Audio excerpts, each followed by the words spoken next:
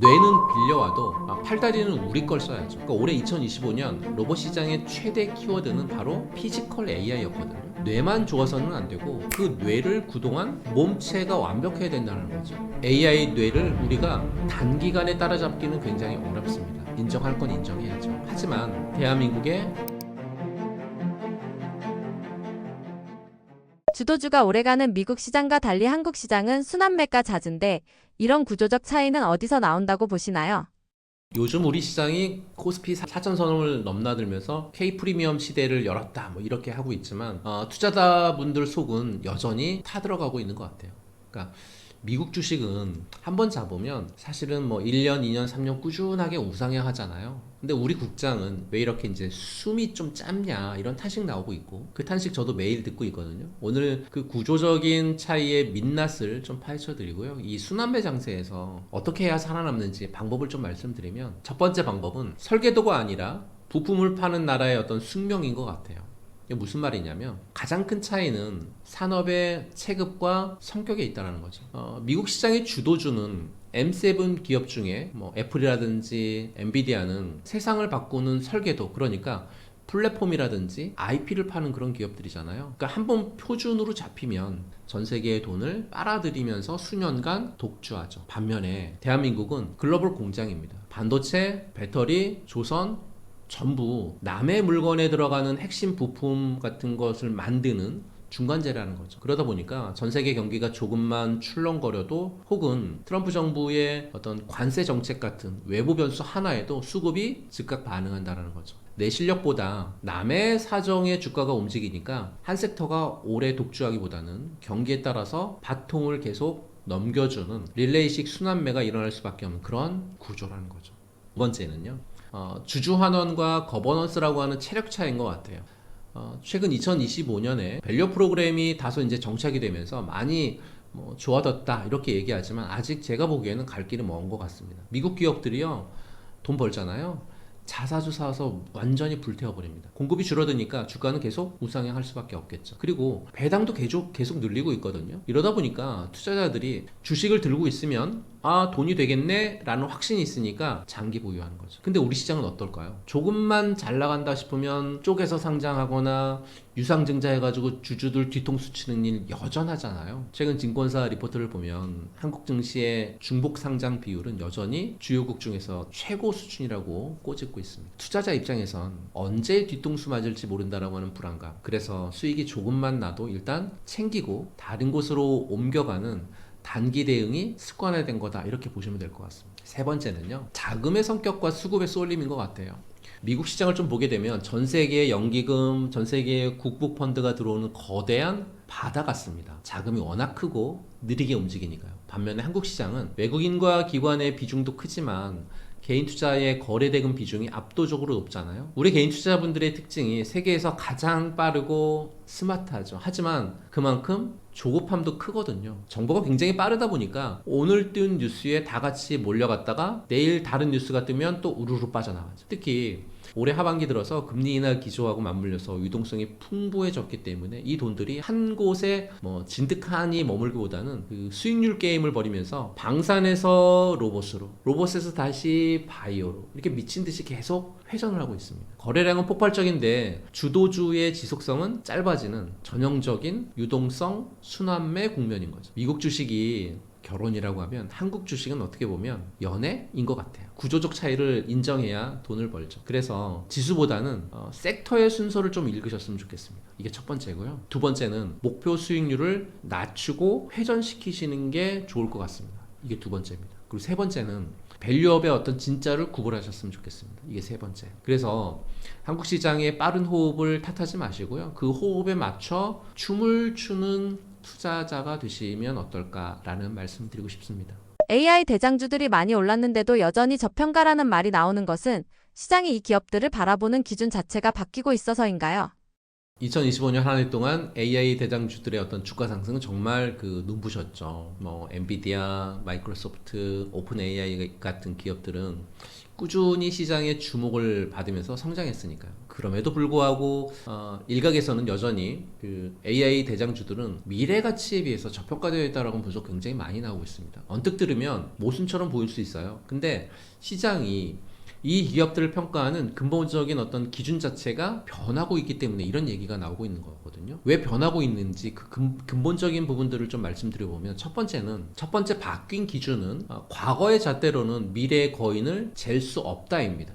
우리가 예전에 주식 배울 때 뭐 PER 20배면 비싸다 이런 공식 외우셨잖아요. 근데 하지만 지금 2025년 시장의 문법이 좀 완전히 바뀐 것 같아요. 지금 증권사 최근 보고서를 보게 되면 공통적으로 나오는 용어가 성장의 질을 얘기하고 있거든요. 과거에는 단순히 매출이 얼마 늘어났느냐를 봤다라고 하면, 지금 시장은 AI가 이 기업의 비용 구조를 얼마나 혁신적으로 파괴했는지를 본다라는 거죠. 예를 들어 보면 최근 발표된 빅테크 4분기 실적 가이던스에 인건비하고 운영비는 줄어들었거든요. 그거에 반해서 AI 에이전트가 창출하는 부가가치는 기하급수적으로 늘고 있습니다. 주가는 올랐지만 기업이 벌어들이는 이익의 속도가 더 빠르다 보니까 이익 대비 주가는 오히려 낮아지는 정말 기현상이 벌어지고 있는 거죠. 이게 바로 제가 말씀드리고 싶은 상대적 저평가의 실체입니다. 둘째로 바뀐 기준은 인프라 구축에서 실질 수익화의 어떤 전환 부분인 것 같아요. 작년까지만 해도 AI가 돈이 되느냐라고 하는 의심이 굉장히 많았거든요. 근데 2025년 하반기 뉴스를 보게 되면 상황이 180도 달라졌으니까요. 단순한 챗봇을 넘어서 기업의 핵심 업무를 대신하는 AI 자율 에이전트 매출이 전 세계 소프트웨어 시장의 40%를 넘어섰다라고 하는 데이터 계속 나오고 있거든요. 거기에 각국 정부가 자체 AI망을 구축하면서 대장주들의 어떤 수주 잔고가 3년치 이상 쌓여 있다고 합니다. 그러니까 이건 일시적인 테마가 아니죠. 19세기의 그 산업혁명 당시에 증기기관차 주식을 사는 것과 같은 구조적 변화 부분들이라고 말씀드리고요. 시장은 지금 이 기업들을 단순한 기술주로 보는 게 아니라 인류의 생산성의 어떤 자체를 담당하는 유틸리티 기업들로 재평가하고 있다라고 하는 게 핵심이죠. 세 번째로 바뀐 기준은 승자 독식의 해자가 더 깊어졌다라고 말씀드릴 수 있을 것 같아요. 최근에 글로벌 투자은행들의 보고서를 보게 되면 AI 진입장벽이라고 하는 표현이 굉장히 자주 등장하고 있거든요. 이제는 단순히 자본이 많다고 해서 AI 시장에 뛰어들 수 있는 그 단계는 지났죠.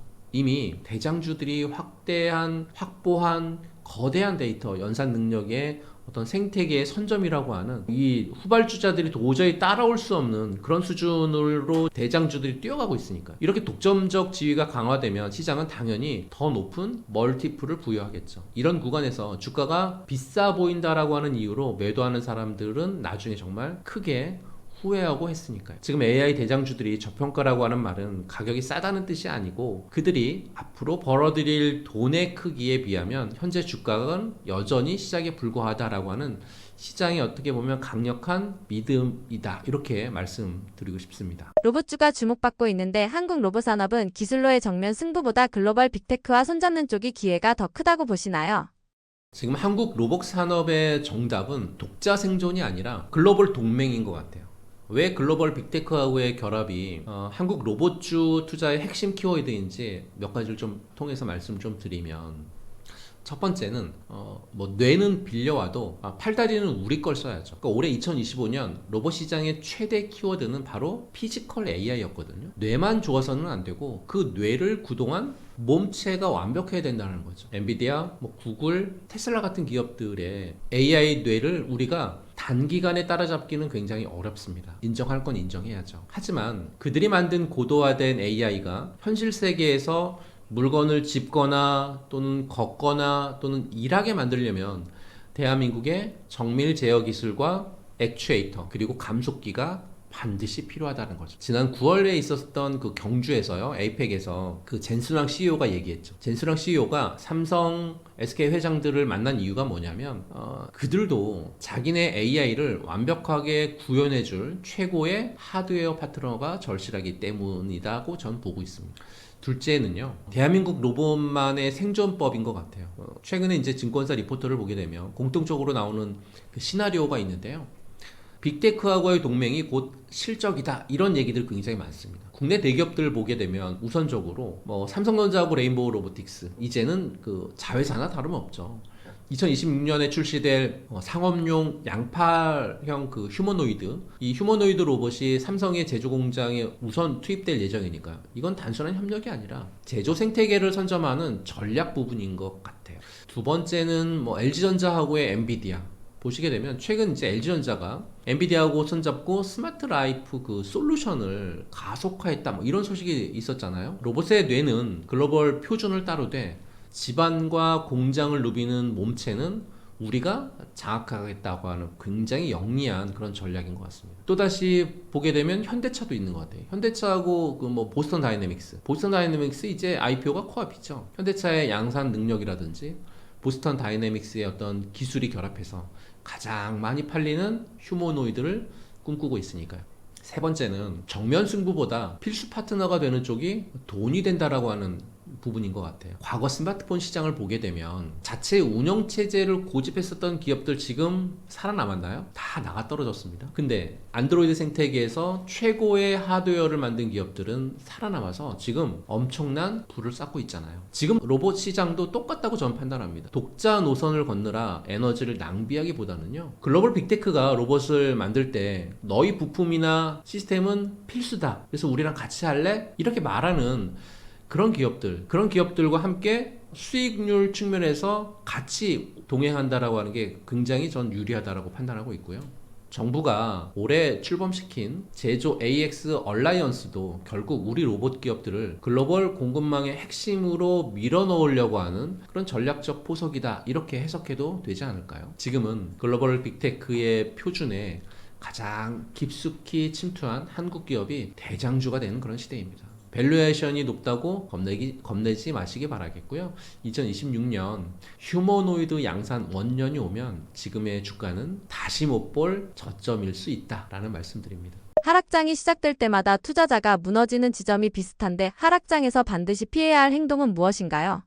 지수가 변동성을 키우면서 공포감이 이제 번지고 있을 때 내 자산을 지키기 위해서요, 절대 하지 말아야 될 몇 가지가 있거든요. 그 하지 말아야 될 몇 가지, 첫 번째는 공포의 끝에서 던지는 패닉셀이에요. 최근 증권사 리포터들이 하락장의 끝에서 개인 투자자들의 매도세가 가장 강하게 나타났다, 이렇게 이제 보고서들이 나오고 있거든요. 인간의 뇌는 주가가 한 20% 30% 빠지면 이러다가 원금 다 날아가는 거 아니야? 이러면서 공포를 느끼게 설계가 되어 있대요. 그러니까 개인 투자자들이 못 참겠다라고 던지는 그 시점이 보통 시장의 과도한 하락 구간이라는 거죠. 지금처럼 AI 패러다임이 유효한 그런 시장에서 기업의 펀더멘탈이 무너졌을 때, 아니면 단순히 어떤 수급 때문에 이게 밀리는 건지 냉정하게 보실 필요가 있을 것 같고요. 가격이 아니라 가치를 보고 버티는 분들만 반등의 어떤 과실을 먹을 수 있다, 이런 말씀드립니다. 두 번째는요, 대책이 없는 묻지마 물타기라든지 또는 레버리지 활용 부분인 것 같아요. 시장 하락이 시작이 되면 많은 분이 평단가를 낮추겠다고 급하게 좀 물을 타잖아요. 특히 2025년 들어서 신용대출 미수거래 비중이 굉장히 높아졌다고 합니다. 이게 하락장에서는 가장 무서운 독약이죠. 최근 금리 변동성이 커지면서 담보 부족으로 인한 반대 매물 물량들 쏟아지고 있다라고 하는 그런 기사 많이 보셨을 거거든요. 그런데 이제 바닥이 이제 확인이 되지 않은 상태에서 갖고 계신 현금을 다 쏟아붓거나 빚을 내서 물타기를 하다 보면 주가가 조금만 더 밀려도 강제 청산을 당하거든요. 시장에서 아예 퇴출당하는 거죠. 물타기는 하락이 멈추고 횡보하기 시작할 때 하는 게 물타기다, 이런 말씀드립니다. 세 번째는요, 본전 생각 때문에 급등주로 갈아타는 부분들인 것 같아요. 개인 투자자분들이 사실은 뭐 우량주가 20% 빠지면 굉장히 마음 급하잖아요. 20% 빠졌는데 이거 언제 복구하지 싶어서 갑자기 거래량이 터지는 테마주, 소위 잡주의 눈을 돌리는 게 비일비재하거든요. 시장이 하락하게 되면 소수의 테마주로 돈이 몰리는 거 당연합니다. 근데 여기에 올라타서 한 번에 만회하려다가 우량주에서 20% 손실 보고 잡주에서 50% 박살나는 최악의 코스를 밟을 수 있다는 거죠. 그리고 하락장은 오히려 내 포트폴리오에 쓰레기를 비우고 진짜 알맹이로 압축하는 기회다, 이렇게 생각하실 필요가 있고요. 1등 주식은 시장이 돌아서면 가장 먼저 전고점을 돌파한다는 사실 잊지 마시기 바라겠고요. 사실 하락장에서 가장 큰 적은 시장이 아니라 여러분들이나 전화의 조급한 부분인 것 같아요. 2025년 말 시장이 주는 시련은 결국 더 큰 수익을 위한 체력 테스트다, 이렇게 보시면 좋을 것 같습니다. 믿고 있던 종목이 하락장에서 같이 빠질 때 버틸지 정리할지를 가르는 가장 중요한 기준은 무엇인가요? 내가 믿던 종목이 하락장에서 같이 빠질 때 단순한 버티기가 아니라 현명한 인내를 하기 위해서 반드시 체크해야 될 몇 가지 이제 기준을 좀 말씀드리면, 첫 번째는 빠지는 이유가 시장인가 아니면 내가 갖고 있는 기업인가 체크하실 필요가 있어요. 가장 먼저 자문해 보세요. 주가가 빠지는 이유가 코스피, 코스닥 지수가 무너져서 같이 쓸러 내려가는 건가, 아니면 기업의 펀더멘탈에 금이 갔기 때문인가, 이걸 체크하실 필요가 있을 것 같고요. 최근 증권사 보고서를 보게 되면 2026년 실적 컨센서스가 하향 조정되는 섹터들이 있는데요. 지수는 버티는데 내 종목만 빠진다라고 하면 그건 기업의 문제일 가능성이 굉장히 크잖아요. 하지만 좋은 뉴스만 가득한데도 지수 급락 때문에 같이 빠진다, 그건 정말로 기업을 싸게 살 수 있는 세일 기간이지 팔아야 될 때가 아니라는 거죠. 시장의 소음과 기업의 본질을 반드시 분리해서 보실 필요가 있을 것 같고요. 둘째는 성장의 내러티브가 훼손되었는가를 체크하실 필요가 있을 것 같아요. 주식은 꿈을 먹고 사는 거잖아요. 여러분이 그 종목을 샀을 때 가졌던 투자 아이디어를 먼저 떠올리시기 바랍니다. 가장 중요한 건 왜 샀지? 왜 샀지? 라는 부분들인데요. 2026년은 AI 수익화라든지 또는 로봇 양산이 실적으로 증명되는 그런 원년이 될 건데요. 만약에 여러분들이 AI 서버 수요 폭증을 보고 샀는데 최근 뉴스에서 해당 기업의 수주 잔고가 줄었거나 또는 실적 가이던스가 꺾였거나, 이런 건 사실은 더 들고 있을 필요는 없겠다는 거죠. 단순히 금리 결정이라든지 또는 거시경제 불안으로 인한 하락이라고 하면 기업의 돈 버는 능력에는 지장이 없는 거잖아요. 이럴 땐 오히려 보유가 답인 것 같습니다. 셋째는 대체 불가능한 1등 종목인가를 체크하실 필요가 있는 것 같아요. 하락장 이후 반등이 올 때 가장 먼저 그리고 가장 높게 오르는 건 언제나 섹터 내에서 1등주였거든요. 최근 12개월 수급 동향을 분석해 보면 하락장에서도요, 외국인하고 기관이 끝까지 쥐고 있거나 오히려 비중을 늘리는 종목들이 있거든요. 바로 독점적 지위를 갖고 있는 대장주들이 그런 종목들이었어요. 내가 가진 종목이 2등주, 3등주라면 반등장에서 소외될 확률이 굉장히 크고요. 하락장에서는 덩치가 작은 잡주부터 정리해서 그 현금으로 대장주로 갈아타는 종목 압축이 생존의 핵심 전략이다, 이런 말씀 드리고 싶고요. 하락장은 여러분들의 믿음을 테스트하는 기간이 아니라 여러분들의 포트폴리오를 진짜 우량주로 압축하는 청소 기간이고요. 펀더멘탈이 살아있다라고 하면 시장의 소음은 무시하고 기업의 신호에 집중하셨으면 좋겠다라는 말씀 드립니다. 트럼프 핵심 인사들이 실물 경제 회복을 자신하는 만큼 내년 미국 경기가 좋아질 가능성이 큰가요?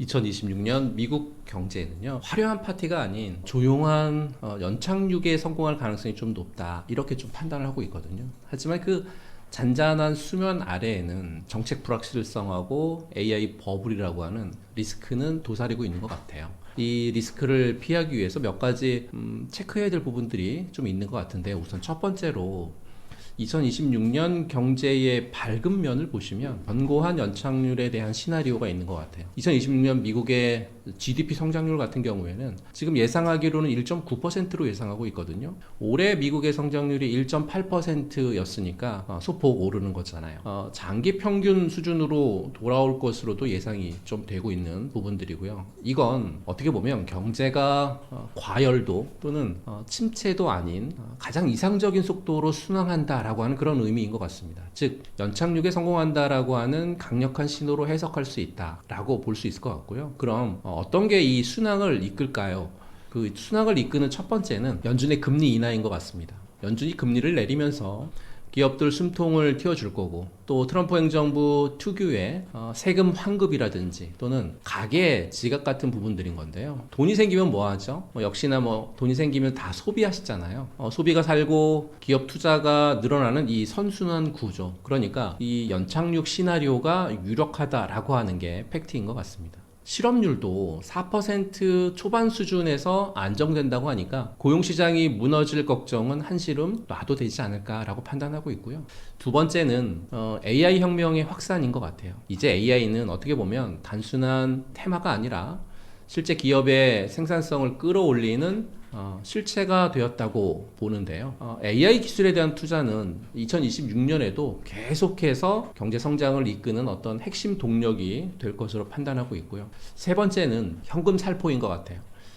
오늘 촬영하는 날짜가 12월 22일인데요. 지난주에 트럼프 대통령이 대국민 연설을 했죠. 가구당 최대 2만 달러의 세금 감세 환급과 그리고 1인당 약 한 1,700달러 정도의 배당금.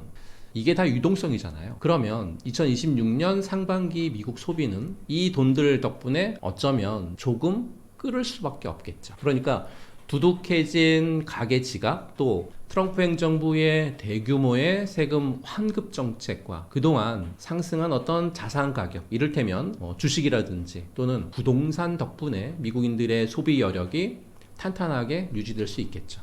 이 세 가지를 종합하면 2026년 미국 경제의 기본 체력, 그러니까 펀더멘탈은 튼튼하다, 이렇게 말씀드릴 수 있을 것 같습니다. 다음으로 체크해야 될 부분들은 2026년, 그러면 우리가 밝은 면만 봤다라고 하면요, 경제의 어두운 면도 사실은 체크해 볼 필요가 있는 거잖아요. GDP 성장률이 1.9%로 올해 1.8%보다 반등한다고 하지만 리스크도 만만치 않은 것 같습니다. 첫 번째 리스크는요, 고물가인 것 같아요. 비록 전반적인 인플레이션 완화될 것으로 보고 있지만 2025년 기준으로 보면 1년 후의 인플레이션에 대한 기대치가 3%거든요. 거기에 특히 이제 식료품이라든지 또는 의료비, 그리고 이제 가스 같은 이런 필수 품목의 기대 인플레이션이 상승세를 보이고 있다라고 하는 점은 굉장히 부담스럽습니다. 만약 트럼프 행정부의 강력한 관세 정책이 개선된다라고 하면 하반기에는 인플레이션 상방 리스크가 더욱 커질 수 있다, 이렇게 보시면 될 것 같고요. 이렇게 되면 연준의 금리 인하 속도를 제약하거나 물가 안정화를 위한 어떤 추가적인 조치를 요구할 수 있는 그런 상황이 될 수 있다라고 하는 거죠. 두 번째 리스크는 트럼프 리스크라고 하는 정책 불확실성인 것 같아요. 트럼프 대통령이 예측 불가능한 통상 정책이라든지 특히 이제 중국하고의 기술 전쟁이 다시 격화될 경우에는 글로벌 공급망 전체가 흔들 수 있겠죠. 또 대규모 감세는 결국 나라 빛으로 이어지기 때문에 장기적으로 미국 경제에 발목을 잡는 어쩌면 족쇄가 될 수도 있으니까요. 세 번째 리스크는 최근 들어서 많이 회자되고 있는 AI 버블인 것 같습니다. AI 버블 붕괴 가능성인데요. 지금 너도 나도 AI에 투자하고 있지만 과열된 투자가 실질적인 수익으로 연결되지 못한다고 하면 2000년의 닷컴 버블처럼 어느 순간 이거 너무 비싼 거 아니야? 라는 의심이 퍼지면서 한순간에 주식이 하락할 수도 있으니까요. 특히 이제 밸류에이션이 과도하게 높은 빅테크 기업들의 주가 변동성은 2026년 시장을 뒤흔들 뇌관이 될 수도 있겠죠. 그 네 번째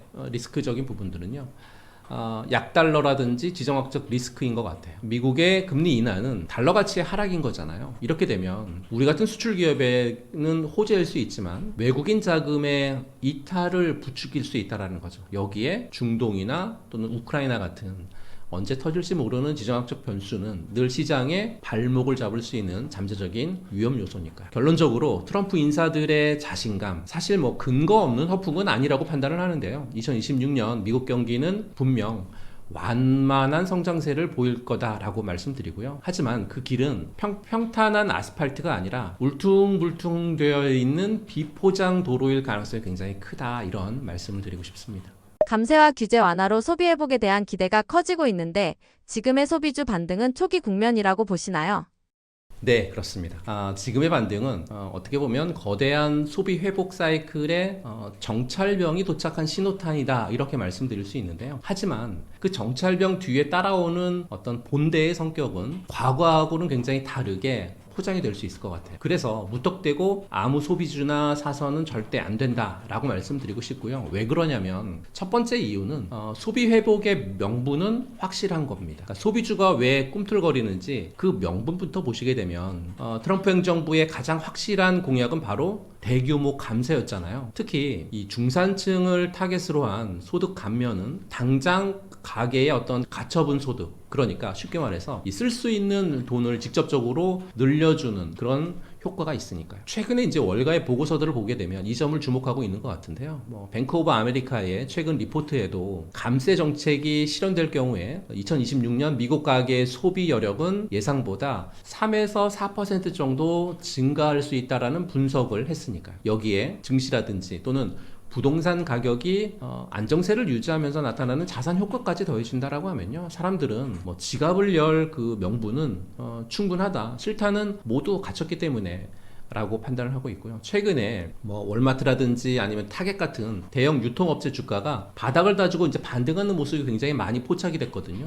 이런 게 바로 이제 시장이 이런 기대감을 선반영했다라는 명백한 증거라고 말씀드리고 싶고요. 두 번째는 소비 쪽에서의 어떤 양극화인 것 같아요. 앞서 말씀드린 내용들까지 들으면 뭐 아무 소비주나 사면 되겠네라고 생각하지만 여기서 이제 치명적인 함정이 있죠. 2026년 소비 시장의 핵심 키워드는 바로 K자형 회복인 것 같아요. 그러니까 회복의 양극화란 얘기죠. 이 K자형 회복, 이게 무슨 말이냐면 지난 몇 년간 고물가 시대를 거치면서 우리 지갑은 이미 많은 상처를 입었잖아요. 이제 감세로 돈이 좀 생긴다고 해서 갑자기 모든 사람들이 뭐 흥청망청 돈을 쓸까요? 전 아닌 것 같습니다. 자산가들하고 고소득층은 억눌렸던 소비 심리가 폭발하면서 명품이라든지 또는 해외여행이라든지 아니면 외식 또는 사치성 어떤 재화에 돈을 쓸 수 있습니다.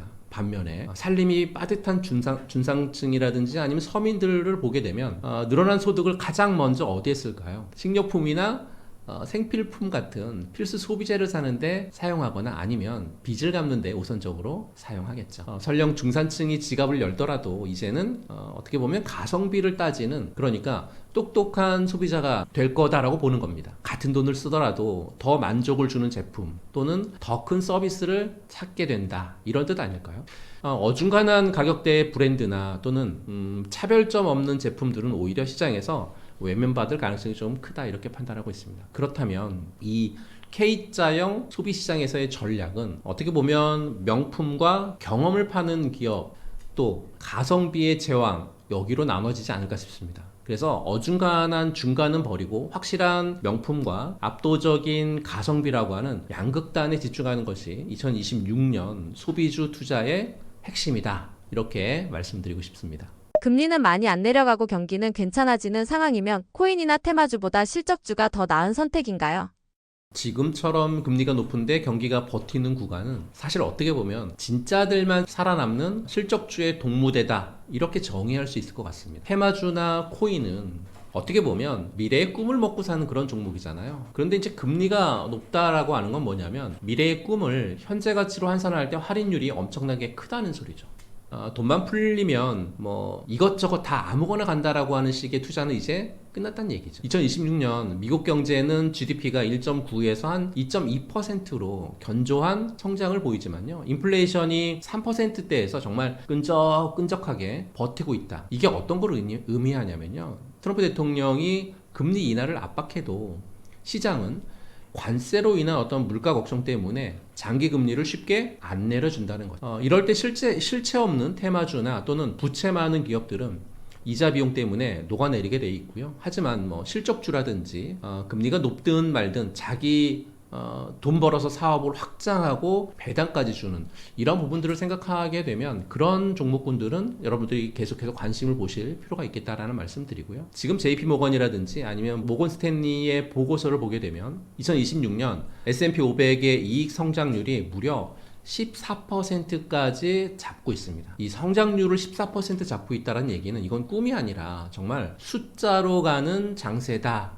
라는 뜻이거든요. 지금 미국 경기가 생각보다 굉장히 탄탄하거든요. 트럼프 대통령의 세금 환급이라든지 또는 어떤 규제 완화가 실물 경제의 기초 체력을 키워놓고 있기 때문입니다. 경기가 괜찮은데 금리가 높다라고 하는 건 전형적으로 우량주의 시간이구나 라고 인식을 하셔야 되는 거죠. 최근 뉴스를 보게 되면 특히 이제 AI 인프라라든지 또는 전력망, 그리고 이제 트럼프가 밀고 있는 제조업 부활 관련되어 있는 종목들이 단순한 어떤 기대감이 아니라 수주잔고에 대한 증명을 하면서 상승하고 있으니까 1600개 신규 발전소를 짓는다고 했는데 여기에 들어가는 뭐 변압기라든지 뭐 전선 관련되어 있는 종목군들 또는 뭐 설계 기업들, 이런 기업들의 어떤 실적을 좀 보시게 되면 굉장히 그 실적이 가파르게 상승할 수 있는 걸 여러분들이 아실 수 있을 겁니다. 이런 종목들을 지금 잡아야 2026년 따뜻하게 지내지 않을까 싶고요. 코인처럼 뭐 자고 일어나면 뭐 10%, 뭐 15%씩 이렇게 변하고 있는 변동성에 가슴을 졸이지 않으셨으면 좋겠고요. 분기마다 이익이 꽂히는 진짜 대장주에 올라타셨으면 좋겠다라는 말씀 드리면서요. 트럼프 대통령이 말한 어떤 사상 최대의 환급 시즌, 그리고 1인당 1,700달러 정도의 어떤 배당금, 이 막대한 유동성이 코인판으로만 갈까요? 아니라는 거죠. 이번엔 실질적인 소비로 이어진다라는 겁니다. 최근 리포트를 보면 2026년 봄에 미국 가계의 가처분 소득이 폭발할 건데요. 그럼 실적이 찍히는 곳은 명확하죠. 뭐 월마트라든지 아니면 아마존 같은 유통의 어떤 공룡들, 그리고 K뷰티라든지 아니면 K푸드처럼 실질적인 매출이 찍히는 종목들. 테마주는 구름 위를 걷지만요, 실적주는 그 현금을 직접 금고에 쌓는다는 걸 여러분들이 기억하셨으면 좋겠고요. 마지막으로 2024년과 2025년은 AI가 세상을 바꿀 거야 라고 하는 어떤 테마의 시대였다라고 하면 2026년은요, AI로 돈을 얼마나 벌었니? 라고 증명을 해야 되는 그런 해가 2026년이다 라는 말씀을 드리고요. 트럼프가 추진하는 1600개 발전소의 건설 계획, 이건 단순한 테마가 아니고요, AI 데이터 센터를 돌리기 위한 실질적인 인프라 구축이다, 이렇게 보시면 좋을 것 같고요. 여기에 전력망이나 뭐 장비, 그리고 반도체 실적이 뒷받침되는 종목들 대장주로 분명 치고 나갈 수 있습니다. 코인의 변동성보다 이런 인프라 실적주의 상승세가 훨씬 더 단단하고 무서운 거니까요. 그래서 2026년은 더 이상 한 방을 노리는 투기꾼의 시대가 아니라고 말씀드리고 싶고요. 깐깐한 기업의 가치를 분석하고 인내심을 갖고 동행하는 투자의 시대라고 말씀을 드리면서요, 테마주의 어떤 달콤한 유혹을 이겨내시고요, 묵묵히 돈 버는 진짜 기업의 주인을 찾으셨으면 좋겠습니다. 그것이 이 험난한 어떤 시장에서의 승리하는 어떤 유일한 왕도 아닐까요? 조선업을 2026년 이후 관점에서 본다면 완성조선보다 기자재 업종이 주목받을 국면에 들어선 것인가요? 2026년 조선업의 진짜 노다지는 조선소보다는요, 사실 어떻게 보면 기자재 쪽에도 분명 있는 것 같아요. 그 이유를 몇 가지를 좀 설명드리면, 첫 번째는 도크가 꽉 찼다는 얘기죠. 이제는 이익의 질을 따질 때다라고 말씀을 드리고 싶습니다. 지금 우리나라 대형 조선소들 2028년까지 일감 다 받아놓은 거 아시잖아요. 도크가 꽉 찼다고 하는 건 이제 조선사들이 배를 더 많이 받고 싶어도 못 받는 물량의 한계에 부딪혔다라고 하는 뜻이고요. 근데 이제 기자재는 좀 다르죠. 조선소는 공간이 한정되어 있지만 엔진을 만들고 뭐 보일러 만들고 이런 공장들은 가동률만 높이게 되면 매출은 쭉쭉 늘어나게 되어 있으니까요. 특히 이제 최근 뉴스를 보시게 되면요, 트럼프 대통령이 한국한테 손 내밀었잖아요. 조선업 도와달라고요. 대놓고 말했는데 미국의 함정 쪽에서의 그 MRO 시장, 그러니까 유지 보수하는 이런 시장이 열리게 되면 사실은 배 전체를 새로 짓는 것보다 그 안에 들어가는 뭐 낡은 부품들을 교체하거나 엔진을 수리하는 이런 기자재 수요가 폭발적으로 움직이는 건 먼저 움직일 거니까요. 두 번째는 친환경 에너지라든지 또는 이산화탄소 운반선의 시대가 도래할 것 같아요. 2026년부터 조선업의 키워드는 딱 한 가지 기억하셨으면 좋겠어요. 환경 규제입니다. 이제는 그냥 배가 아니라요, 암모니아 추진선이라든지 메탄올 추진선 같은 비싼 배들만 팔린다는 얘기거든요. 여기서 핵심이 뭐냐면 엔진과 연료 공급 장치거든요. 최근 증권사 리포트들을 보게 되면 배 가격은 이미 오를 대로 올랐지만 그 안에 들어가는 핵심 기자재 가격은 이제 막 본격적으로 상승 시작했다라는 얘기들이 많거든요. 사실 엔진 하나 가격이 웬만한 중소형 배 한 척 값과 맞먹는 시대가 지금 온 거거든요. 그러면 조선소는 인건비 오르죠? 공사기간이 늦어질까봐 전전긍긍하지만 독점적인 기술력을 갖고 있는 기자재 업체들은 어떻게 보면 부르는 게 값인 을의 지위를 누리고 있다, 이렇게 보셔도 좋을 것 같습니다. 세 번째는요, 미국의 MRO 시장인데 기자재 업체에겐 정말 마르지 않는 샘물 시장입니다. 트럼프 행정부가 가장 원하는 게 바로 미국 군함의 빠른 수리거든요.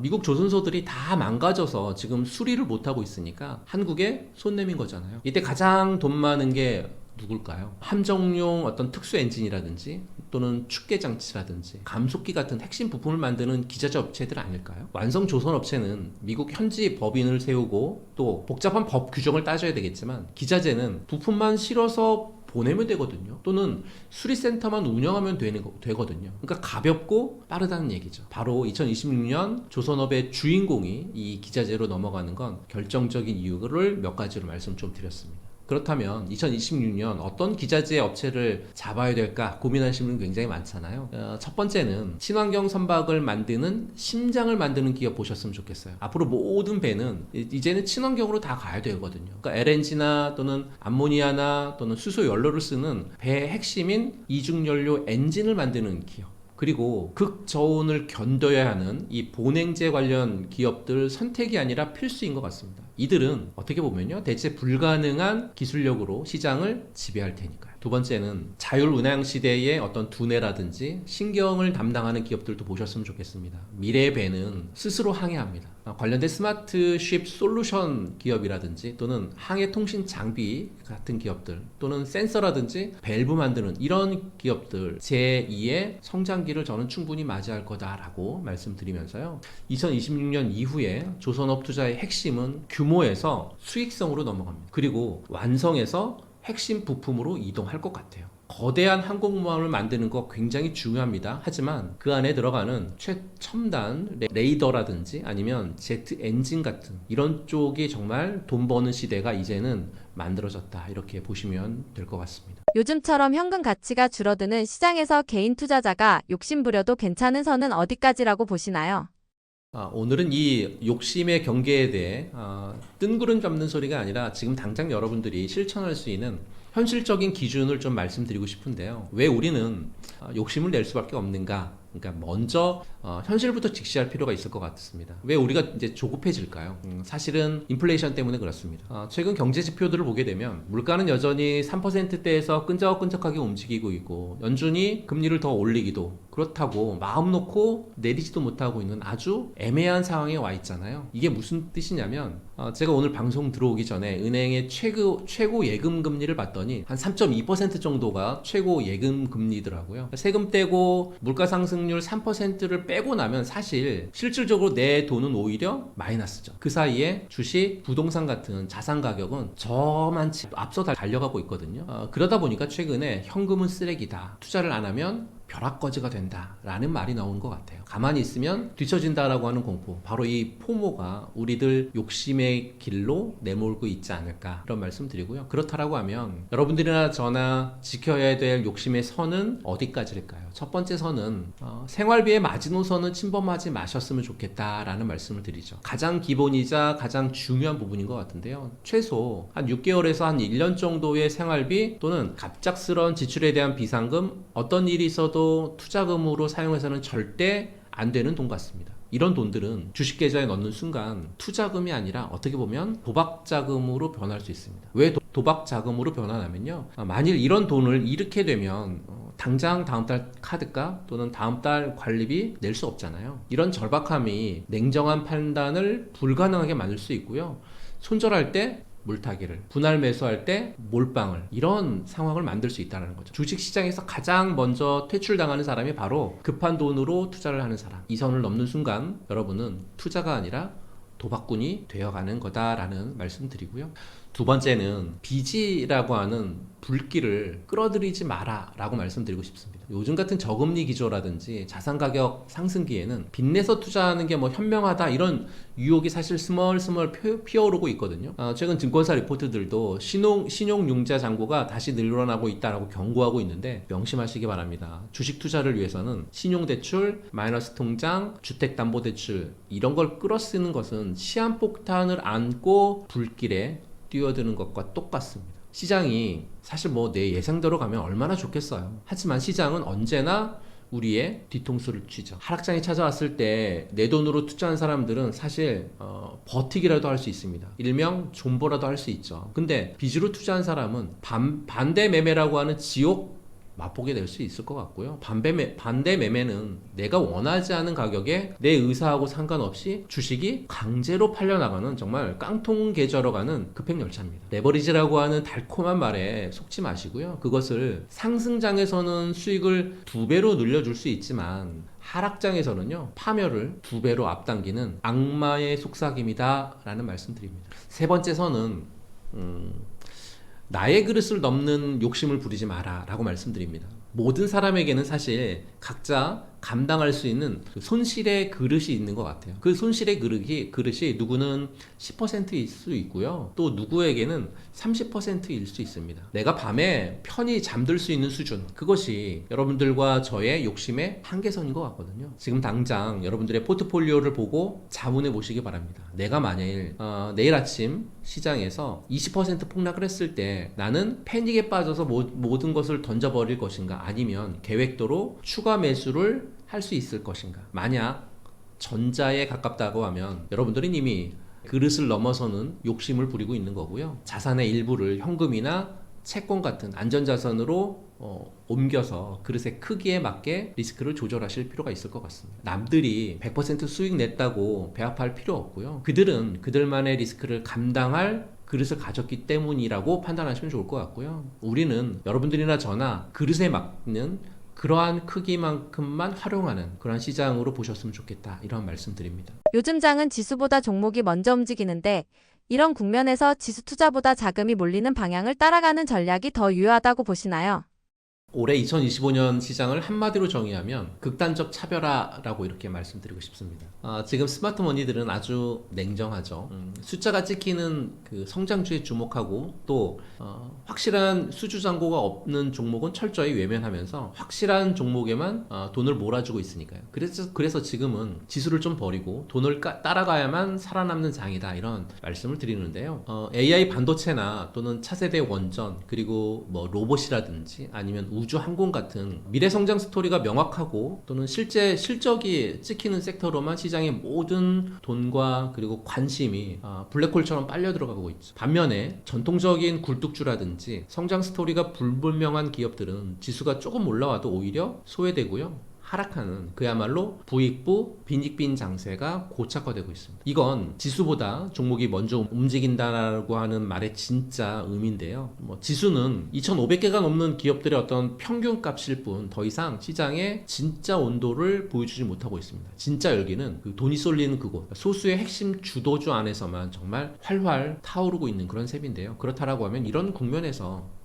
투자 전략은 지수라고 하는 어떤 숲 전체를 보려고 하지 마시고요. 돈이 몰리는 가장 뜨거운 나무를 좀 이렇게 찾으셨으면 좋겠어요. 그래서 지금 같은 시장에서 계란을 한 바구니에 담지 말라라고 하는 격언에만 기댄 채 이것저것 수십 개 종목을 어설프게 분산 투자하는 건 수익의 희석 또는 동반 하락으로 가는 어떤 지름길이 될 수 있다, 이렇게 말씀드리면서요. 시장 전체를 들어올리는 어떤 힘이 없기 때문에 어중간한 종목들은 주도주가 뿜어내는 열기를 전혀 받지 못하고 시들어갈 수 있기 때문에 이런 말씀을 드립니다. 오히려 지금은 사실 용기가 좀 필요할 때다라고 말씀드립니다. 시장의 자금이 어디로 흘러 들어가는지 그 방향을 예리하게 읽어내시고요. 확신이 드는 주도 섹터 그리고 핵심 종목에 과감하게 자금을 집중하는 전략이 훨씬 더 유효하다, 이런 말씀드립니다. 물론 묻지마 몰빵하라는 그런 뜻은 절대 아니고요. 철저히 분석이 이제 전제가 돼야 된다라는 거죠. 분석 전제하려면 어떤 기준이 좀 있어야 되는데 첫 번째 기준은요, 성장성인 것 같아요. 10년을 지배할 거대한 산업, 그 거대한 산업의 어떤 트렌드에 속해 있는가라는 부분들을 체크해야 되는데요. 그 트렌드에 AI도 있을 거고요. 또 원전도 있을 거고요. 로봇 섹터도 분명히 있을 거거든요. 이런 섹터들을 집중하셨으면 좋겠고요. 이건 성장성 첫 번째. 두 번째는 수익성인 것 같아요. 꿈만 파는 기업이 아니라 실제로 돈을 벌고 있는가에 대한 부분들을 물어보셔야 된다는 거죠. 그러면 분기 실적이라든지 아니면 수주 계약을 반드시 확인하실 필요가 있다는 겁니다. 세 번째는 독점력에 대한 부분들인 것 같아요.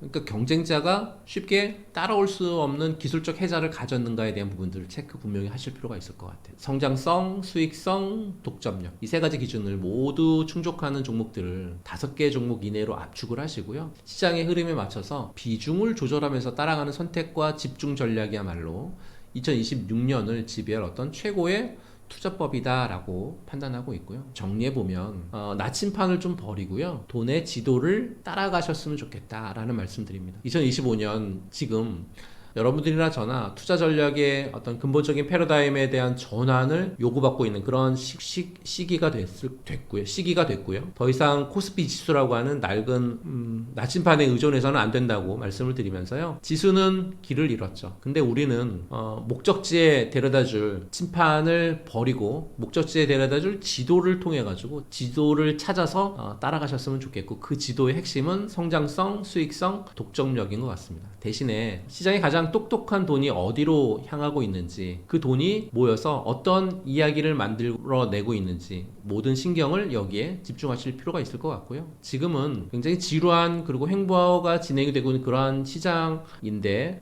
소수의 승리자가 모든 것을 가져가는 정말 차별화 장세가 펼쳐지고 있죠. 이 흐름을 읽고 돈의 방향에 올라타는 투자자들만이 어떤 달콤한 수익이라고 하는 열매를 맛볼 수 있을 거다라는 말씀드립니다. 예전처럼 다 같이 오르는 장이 아닌 상황에서 타이밍보다 어떤 산업에 올라탔느냐가 더 중요하다고 보시나요? 타이밍보다 어떤 산업에 올라탔느냐가 더 중요하냐라고 하는 질문의 제 대답은 지금은 3초의 타이밍을 맞추려고 애쓰는 것보다 어떤 배에 타고 있느냐가 생사를 결정하는 그런 시대다, 이런 말씀드립니다. 그러니까 언제 사느냐보다 어디에서 있느냐가 수익의 90%를 결정하는 시대라고 하는 거죠. 왜 그러냐면 가는 종목만 가는 이유는 자본의 효율성 때문인 것 같아요. 이게 가장 좀 중요한 것 같아요. 최근에 나온 증권사 리포트들을 종합해 보면 올해 하반기 외국인과 기관들의 자금 흐름은요, 한 4개나 5개 섹터에 몰려 있고 80% 이상이 이 4개나 5개 섹터 쪽에서 매매가 이루어지고 있습니다. 왜 그러냐면 성장이 희소해졌기 때문이에요. 전 세계적으로 저성장 기조가 고착화되다 보니까요, 확실하게 돈 버는 산업으로 전 세계의 스마트머니가 진공청소기처럼 빨아 들어가고 있거든요. 구멍난 배를 아무리 그 기가 막힌 타이밍에 샀다 해도 결국 그 배는 가라앉거든요. 하지만 지금 펄펄 끓고 있는 AI 인프라라든지 또는 차세대 에너지라고 하는 쾌속선에 올라타 있으면 조금 비싸게 샀더라도 결국 목적지까지 우리를 데려다 줄 수 있으니까요. 가는 종목만 가는 이유 두 번째는 지금 우리가 주목해야 될 주도 산업의 어떤 지형도인 것 같아요. 최근 뉴스를 장식하고 있는 어떤 핵심 산업들을 보게 되면 단순히 반도체라고 묶여서도 안 되는 거거든요. 그러니까 에너지 고속도로라든지 또는 AI 수혜주로 분리해 보실 필요가 있을 것 같아요. 최근 기사에는 AI 데이터 센터 때문에 전 세계가 전력 부족에 대한 비상이 걸렸거든요. 2025년 하반기 현재 전력망 교체라든지 또는 SMR은 이제 선택이 아니라 생존의 문제가 됐으니까요. 이 섹터는 어떻게 보면 타이밍의 영역을 넘어선 필연적 성장의 영역으로 들어왔다, 이렇게 보실 필요가 있을 것 같고요. AI 실질 수혜주도 보시면 작년까지는 기대감이었다라고 하면 지금은 실제 재무제표에 숫자가 찍히는 그런 기업들 굉장히 많거든요. 특히 이제 한국의 방산이라든지 또는 로봇 산업은 글로벌 공급망 재편의 어떤 최대 수혜를 입으면서 구조적 성장기에 진입했다 라는 말씀을 드릴 수 있을 것 같습니다. 이건 어떻게 보면 잠깐 유행하는 테마가 아니죠. 또 다른 섹터를 보게 되면 바이오 역시 플랫폼의 어떤 실적화가 나타나기 시작했거든요. 단순 기대감이 아니고 국내 주요 바이오 기업들이 글로벌 빅파마하고 맺은 어떤 기술 수출이 실제 매출로 찍히기 시작했으니까요. 이것만 있는 게 아니라 최근에 나온 이번 주도 그렇고 지난주도 그렇고 우주항공이라든지 방산 섹터 역시 지정학적 리스크가 상수가 된 그런 시대에 방산은 이제 테마가 아니라 수출 주도형 성장 산업으로 완전히 체질이 개선이 됐죠. 많은 분들이 오늘 살까 내일 살까를 묻거든요. 하지만 산업의 방향을 맞춘 사람은 타이밍은 좀 틀려도 큰 수익을 냈습니다. 타이밍만 맞추려고 하는 분들은 결국 잔파도에 휩쓸려 나갔거든요. 그래서 지금은 마켓 타이밍보다 산업 선택이 수익률의 90%를 결정한다라고 판단하고 있고요. 지수가 박스권에 갇혀서 횡보할 때도 주식 주도 섹터는 이미 저점 대비해서 2배 또는 3배씩 올라가 있는 걸 여러분들이 보고 계십니다. 최근 보고서들의 공통적으로 경고하는 건 지수를 보지 말고 현금 흐름이 어디로 집중되어 있는지를 보라고 계속 강조하고 있거든요. 돈은 거짓말을 하지 않습니다. 뉴스에 속지 말고 돈의 이동 경로를 확보해 보시기 바라겠습니다. AI 반도체 이유를 본다면 조선, 방산, 로봇과 같은 넥스트 칩이 지수 상승을 이어갈 주축이 된다고 보시나요?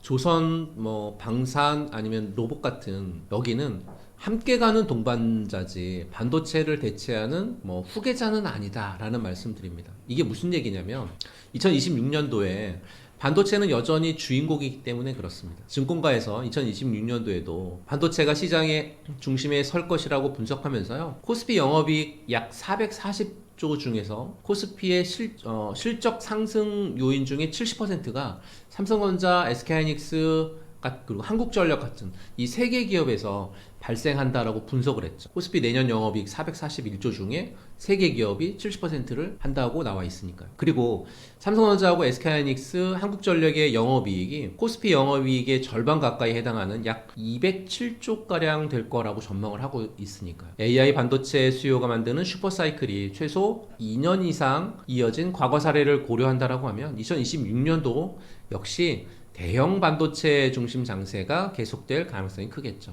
HBM 생산량의 어떤 확대라든지 데이터 센터 투자는 멈추지 않을 테니까요. 그렇다고 반도체만 오르는 장세는 아니라는 게 핵심입니다. 지금은 반도체 플러스 알파 시대거든요. 조선과 방산이 주목받는 건 단순히 테마나 어떤 기대감 때문이 아니고요. 실적이 확실하게 보장되어 있기 때문에 그렇거든요. 그럼 조선 섹터부터 볼까요? 국내 조선사들은 이미 적어도 3년치 이상의 수주 잔고를 확보했죠.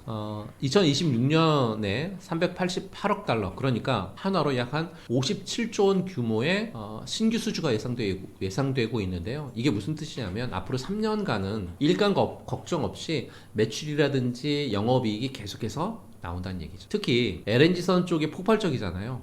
2025년에 7천만 톤 규모의 LNG 프로젝트가 최종 투자 결정을 확정하면서 2026년부터는 본격적으로 LNG선 발주가 재개될 가능성이 굉장히 크고 최소 110척 이상 LNG선이 추가로 필요하다라고 하는 그런 전망이 있으니까 계속돼서 수주는 진행이 되겠죠. 게다가 조선업은 이제 해운사에서 해양시장으로 나아가는 방산으로의 어떤 전방산업을 2차로 확대하고 있는 그런 상황이 현재는 펼쳐지고 있습니다. 왜냐하면 폴란드라든지 뭐 캐나다, 필리핀, 남미에서 잠수함이나 호위함, 그리고 정보 수집함 같은 프로젝트 진행이 되면서 2026년을 기점으로 해외 방산 수주가 본격화될 그런 가능성이 굉장히 큽니다. 조선을 보셨다라고 하면 이번에는 방산 섹터는 어떨까요?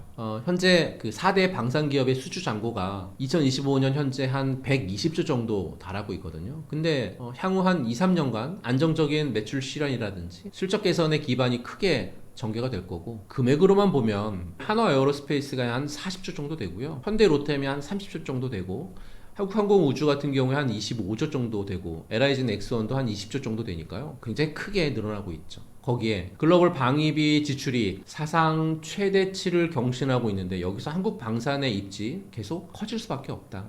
특히 K2 전차라든지 K9 자주포, FA50이라고 하는 전투기, 또 천궁2 같은 수출 경쟁력 굉장히 강화하고 있고요. 한국 무기 수출 시장 점유율이 계속해서 상승하고 있습니다. 여기에 핵심은 수익성이죠. 그러니까 조선사들은 후판 가격 안정이라든지 또는 외국인 노동자들의 어떤 들고 나가는 부분들, 그리고 환율 효과 같은, 거기에 이제 성과가 낮았던 과거 비중이 이제 줄어들면서 마진이 개선이 되고 있는 그런 부분들인데, 방산도 마찬가지인 것 같아요. 내수는 마진이 한 10% 정도로 제한되지만 수출은 가격 협상으로 고마진을 확보할 수 있다라고 하는 부분들이 굉장히 큰 이득인 것 같습니다. 세 번째 섹터로는 로봇 섹터를 좀 볼 필요가 있을 것 같아요. 근데 로봇 섹터는 앞서 조선이나 방산처럼 사실 수주 잔고가 쌓인 건 아니죠. 2026년부터 본격적인 수익 창출 국면에 들어간다라고 하는 건 핵심이죠. 특히 이제 국내에서는 올해 흑자 전환에 성공하거나 또는 2026년 수익성을 확보한 기업들이 차기 주도주로 부상할 거라고 하는 증권사 보고도 굉장히 많습니다. 2026년까지 산업용 로봇 출하량이 약 한 7% 이상 성장할 걸로 예상하고 있고, 특히 이제 협동 로봇이 주요 성장 분야로 주목을 받고 있거든요. 특히 주목할 건 스마트 오토메이션 분야인 것 같아요. 물류 자동화라든지 또는 자율주행, 아니면 무인 약국, 또 3D 프린팅, 이런 부분들은 실생활에서 AI 기술 확산이 가시적으로 확인되는 영역이 있잖아요.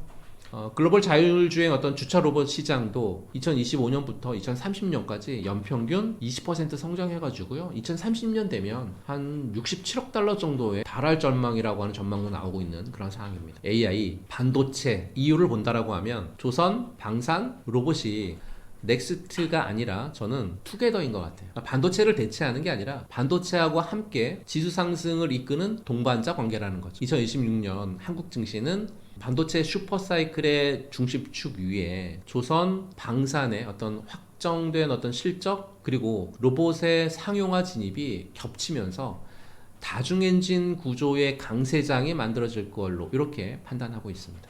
금리 인하가 본격화되면 반도체보다 바이오나 신재생 같은 빚 많은 성장주로 돈이 이동할 가능성이 더 크다고 보시나요? 먼저 금리 전망부터 좀 짚고 넘어가 볼게요. 연준이 2025년 12월 FOMC에서 기준금리 25bp 인하했잖아요. 그리고 2026년에 한 번에 25bp 인하만을 전망하고 있죠. 주요 투자 은행들은 2026년 내년에 연준이 기준금리를 한 번이나 두 번 정도 인하한 뒤에 상당 기간 동결 국면에 들어갈 거다라고 하는 전망이 가장 크거든요. JP모건하고 도이체방크도 1회를 예견하고 있고 골드만삭스하고 모건 스탠리 같은 경우에는 한 2회 정도 인하를 예상하고 있으니까요. 이게 무슨 뜻이냐면 2025년처럼 분기마다 금리를 내리는 본격적인 완화 장세는 아니라는 거죠. 이미 정책금리가 중립금리 수준에 근접을 했고 인플레이션 우려도 여전히 남아있기 때문에 그렇습니다. 그럼에도 불구하고 왜 바이오라든지 신재생 종목들을 주목을 해야 될까요? 첫 번째 이유는요. 유동성 회복 국면의 어떤 특성 때문에 그런 것 같습니다. 유동성 회복 국면에는 성장주가 상승세를 주도했고 그 중에서도 바이오가 특히 이제 바이오 쪽에서도 바이오 R&D 기업들이 상승세의 주역으로 활약을 해왔으니까 바이오 기업은 파이프라인하고 기술 이전 기대로 가치가 이제 결정되잖아요. 금리가 내려가면 유동성이 돌아오는 환경에서 가장 강한 탄력을 받을 수 있으니까요. 두 번째 이유는 실적 턴어라운드의 어떤 타이밍인 것 같아요. 2025년 시장은 금리 인하 기대가 커지는 와중에도 성장주를 무조건 사주지는 않았고 AI처럼 실적 전환이 이미 시작된 성장에는 프리미엄을 줬지만 실적이 내년 이후에야 확인될 그 성장에는 사실 어떻게 보면 냉정했으니까요. 근데 2026년은 좀 다르다는 거죠. 2025년은 본격적인 수익 실현이 예정된 2026년으로 다리를 놓아주는 어떻게 보면 전략적인 연결의 시기라고 이렇게 보시면 될 것 같고요. 파이프라인의 성과가 실적과 기업 가치 재평가로 이어지는 구간이 2026년에 본격화될 수 있다. 이렇게 저는 판단하고 있습니다. 여기서 중요한 포인트는 바이오나 신재생 에너지가 반도체를 대체하는 건 아니라는 거죠. 반도체하고 AI 인프라는 2026년도에도 최상위 선호 섹터로 꼽히고 있고요. AI 수요가 만든 전력 부족, 전력 기기라든지 그리드 투자 확대를 계속 자극할 테니까요. 그래서 2026년도에도 반도체는 여전히 시장의 중심에 있습니다. 다만 자금의 흐름이 반도체 독식에서 섹터의 로테이션으로 바뀌는 게 핵심이죠. 반도체가 중심을 지키는 가운데 바이오나 또는 신재생 에너지가 함께 상승하는 그런 구조를 만들 수 있다라고 말씀을 드리고요. 금리 인하가 본격화되면 바이오나 신재생 에너지로 자금 이동이 일어날 가능성 충분하다고 판단하고 있고요. 하지만 2026년은 올해 2025년 같은 급격한 금리 인하 국면이 아니라 속도 조절 구간이죠. 그래서 더 중요한 건 금리가 아니라 그래서 실적이다라고 말씀드리는 거죠. 바이오는 기술 이전과 임상 결과, 특히 이제 면역 항암제 분야에 좀 주목하실 필요가 있을 것 같아요. 이미 국내에 이제 많은 기업들이 강력한 라이선싱 아웃 이후에 대규모 제약사들하고 어떤 계약 체결이라든지 또는 그로 인한 주가 상승에 대한 부분들이 좀 높아질 가능성이 굉장히 높기 때문에 이 라이선싱 아웃의 후보에서 거론되고 있는 그런 기업들 보실 필요가 있을 것 같고요. 후기 임상에 진입한 기업이라든지 또는 파이프라인을 플랫폼화한 그런 기업들, 또 금리 민감도가 낮아지면서 다시 각광을 받을 수 있는 그런 상황이 전개가 될 수 있기 때문에요. 기술 이전 뉴스라든지 또는 임상 결과 발표 같은 이벤트 놓치지 마셨으면 좋겠다라는 말씀드리고, 신재생 섹터도 사실 금리 인하 수혜주는 맞는 것 같아요. 대규모 시설 투자가 필요하니까, 또는 이자 부담이 줄어드는 게 호재잖아요. 근데 2025년 연말 현재 신재생은 금리보다는 정치적인 변수라든지 또는 실질적인 수주가 더 중요한 것 같습니다. 특히 2차 전지는요, 출하량이라든지 수익성 개선이 확인되어야 진짜 상승이 시작이 될 것 같고요. 완성차용 배터리보다는 ESS 쪽 눈을 돌리는 걸 추천드립니다. AI 데이터 센터용 ESS 시장이 2025년 약 한 8억 달러에서 2032년이 되면 약 한 42억 달러로 연평균 25%씩 퀀텀 점프할 거니까요. 국내 기업들은 배터리 생산이라든지 BMS 그리고 이제 컨테이너 설계에서 세계적 수준의 역량을 갖추고 있고, 또 셀 안정성이라든지 또는 열 차단 기술 같은 또 화재 리스크도 해소하고 있어서 투자 사이클의 수혜를 충분히 볼 수 있다, 이렇게 판단하고 있고요. 최근에 주요 증권사들이 2026년의 어떤 기본 프레임을 주도 업종 지속이라고 하는 큰 강 위에 소외 업종의 턴어라운드가 합류하는 글을 계속해서 이제 보고 있는 그런 상황이 펼쳐지는 해가 2026년이다 이렇게 예상하고 있거든요. 반도체는 계속 그 중심에 있을 거고요. 바이오나 신재생은 실적 턴이 확인되는 시점에 강한 반발력을 보일 것으로 판단하고 있습니다. 그래서 금리만 보지 마시고요. 분기 실적이라든지 또는 이벤트를 철저히 모니터링하는 그런 타이밍 필요한 시점이 아닌가라는 말씀드립니다. AI 버블론과 조정이 나오는 국면에서 개인 투자자는 공격적으로 접근해야 하나요? 아니면 한번 숨 고르기가 필요하다고 보시나요?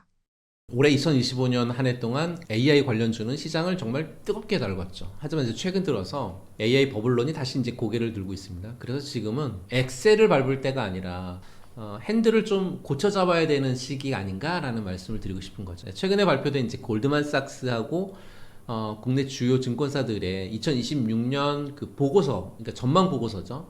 그 전망 보고서에는 공통적인 목소리가 나와요. 어떤 거냐면 AI 수익성 검증 단계에 진입했다라는 거죠. 예전처럼 AI라고 하는 이름만 붙으면 다 오르던 그런 시절은 좀 지났고 이제 시장은 아주 냉정한 것 같습니다. 그래서 AI를 했는데 돈 얼마나 벌고 있니? 라고 묻는다는 거죠. 최근 시장을 보게 되면 엔비디아나 오라클 같은 그런 대장주들이 주춤하니까 사실은 뭐 겁이 날 수도 있습니다. 하지만 핵심은 현금 흐름이 버블론을 압도한다라는 거죠. 실제로 M7 기업들이, 미국의 M7 기업들이요, 쌓아놓은 현금만 한 300조가 넘는다라고 하거든요. 이 돈이 어디로 가냐면 여전히 AI 인프라하고 에너지로 쏟아붓고 있죠. 최근 마이크론의 실적 서프라이즈가 증명하듯이요, HBM 수요 여전히 탄탄하고요. 다만 시장은 이제 학습을 넘어서 수익을 내는 기업을 요구하고 있다, 이렇게 보실 필요가 있을 것 같고요. 그래서 지금은 무지성으로 종목을 사서 공격을 하는 부분들은 굉장히 위험한 것 같고요. 전략은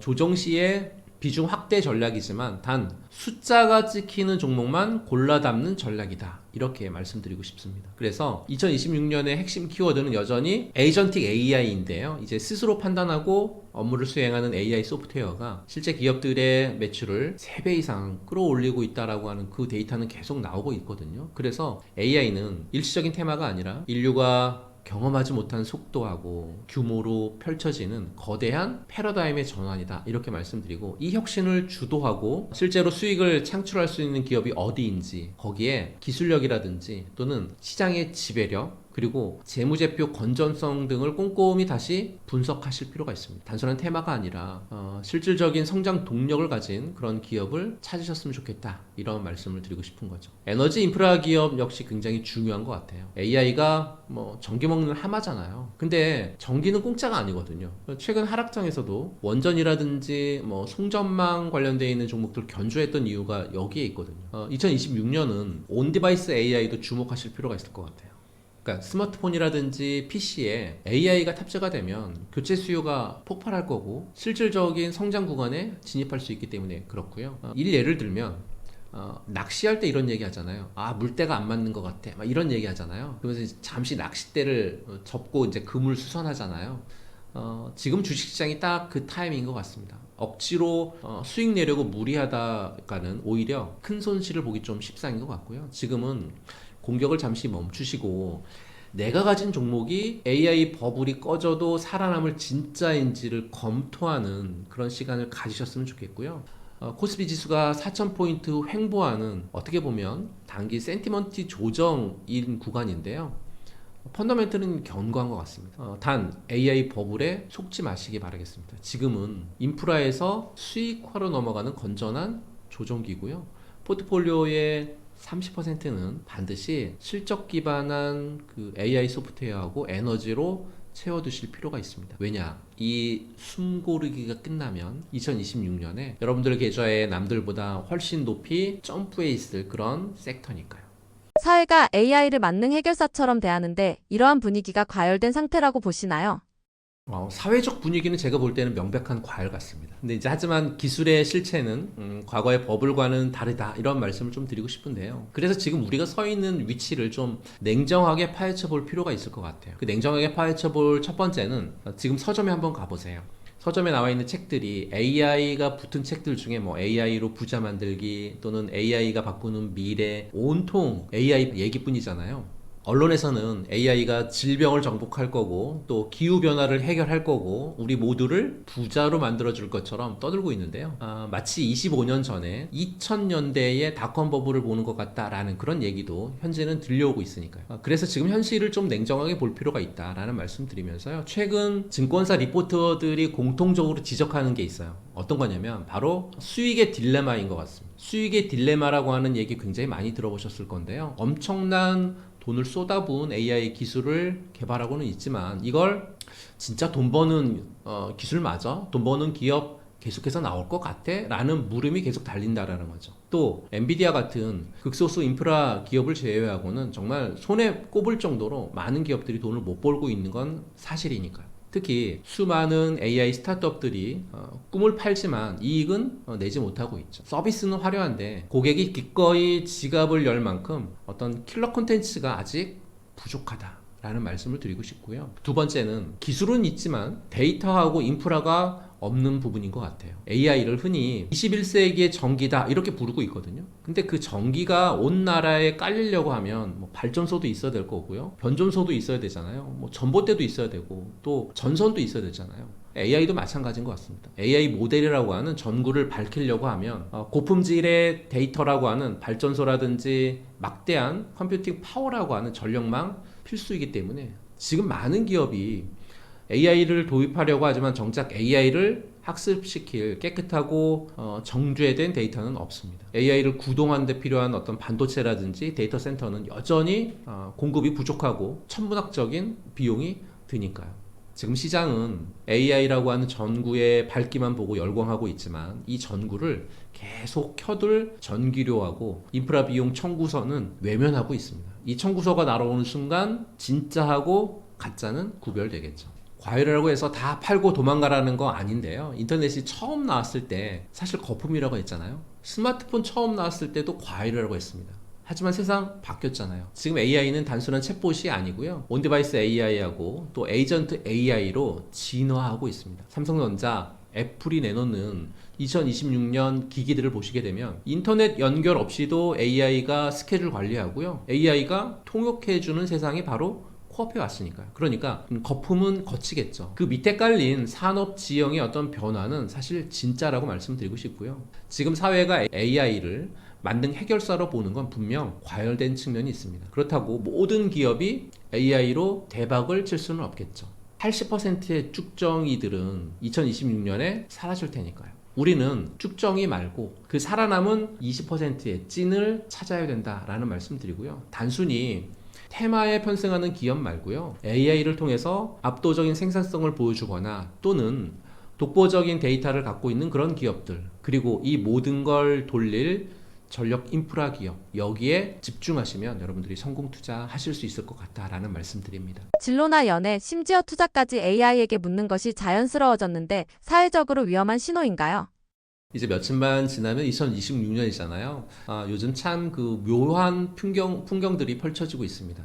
어떤 질문들이 나오는데요. 그 질문들이 이런 질문들이 있어요. 저 이번에 이직할까요? 또는 저 사람이 마음에 드는데 저 사람하고 계속 사귈까요? 심지어 오늘 이 종목 올라갈까요? 같은 질문들을 하는 사람이에요. 그러니까 AI한테 묻는 게 지금 유행이라고 합니다. 이걸 두고 AI 의존 증후군이라고 하는 말까지 나왔으니까 제 눈에는 이게 단순한 유행이 아니라 아주 강력한 옐로 카드인 것 같아요. 왜 옐로 카드냐면 첫 번째로요, AI 시코판시 현상 때문에. 그런데 최근에 그 옥스퍼드하고 빅테크 기업들의 공동 연구 보고서가 보게 되면 굉장히 충격적입니다. AI 챗봇은 인간보다 50%더 아첨한다라는 결과에 대한 발표가 있었으니까요. 그러니까 AI는 여러분들이 듣고 싶은 말을 해주는, 어떻게 보면 예스맨이 되도록 훈련이 됐다라는 거죠.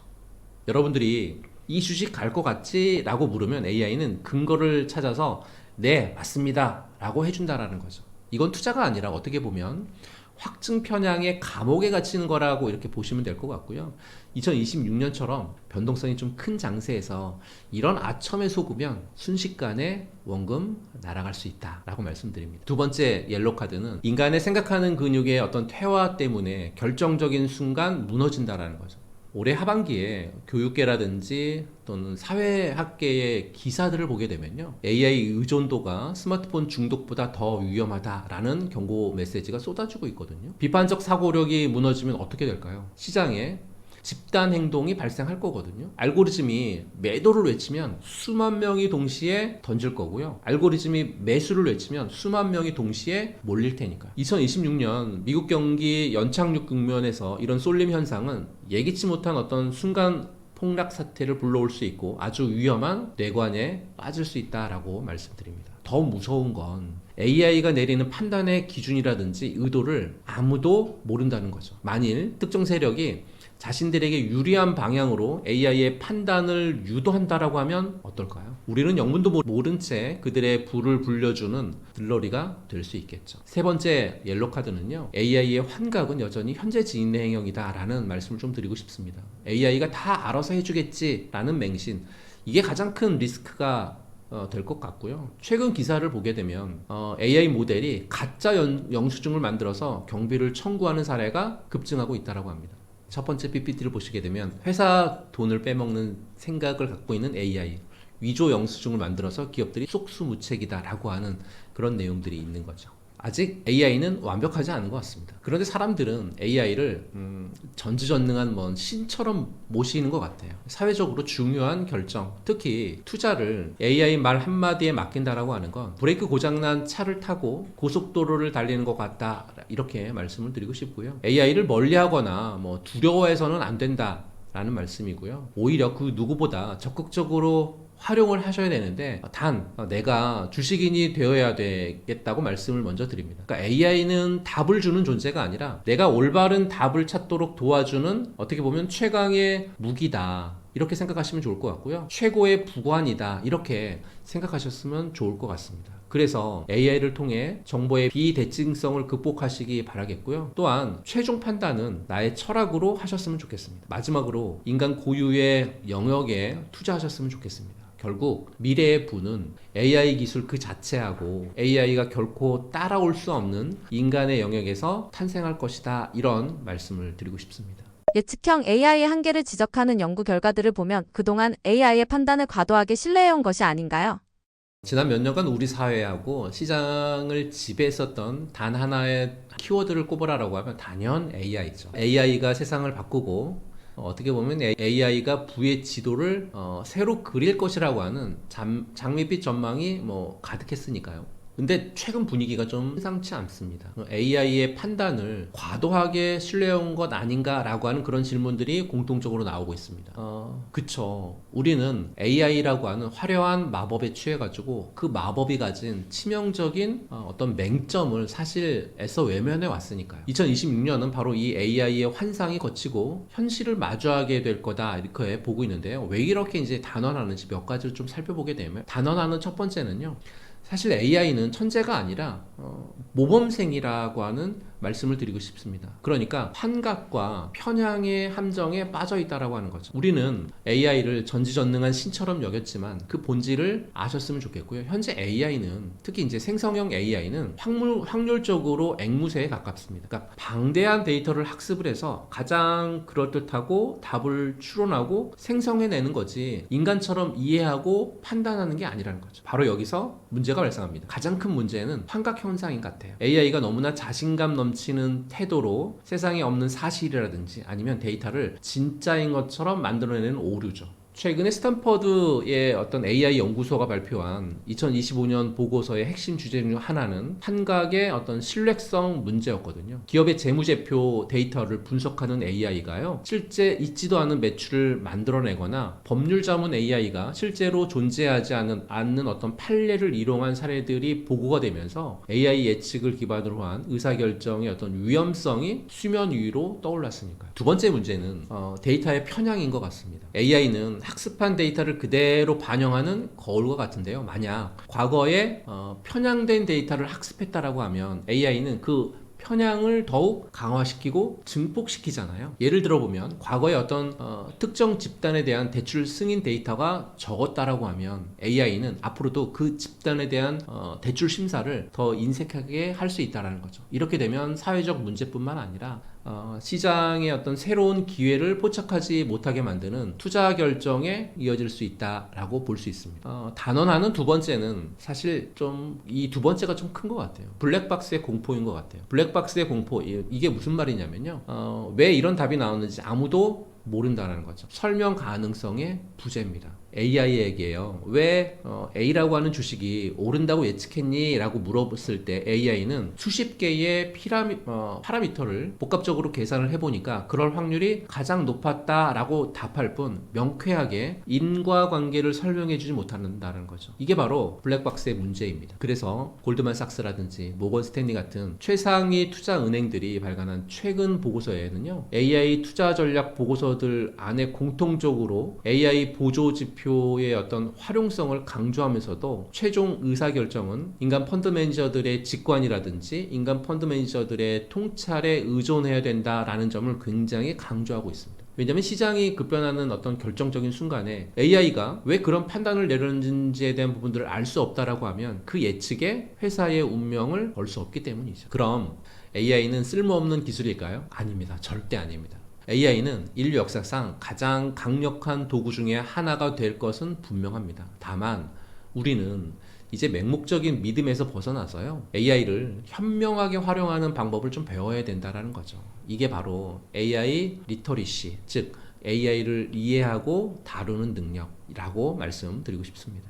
AI 버블론이 지속되는 것은 닷컴 버블 초반처럼 산업이 커지는 과정에서 자연스럽게 나타나는 과열이라 보시나요? 2025년 하반기 들어서면서요. 시장은 하루가 멀다 하고 AI 버블을 외쳤거든요. 제2의 닷컴 버블이다 이러면서요. 또 거품이 터지면 모두 다 죽는다 막 이러면서 비관론이 팽배했잖아요.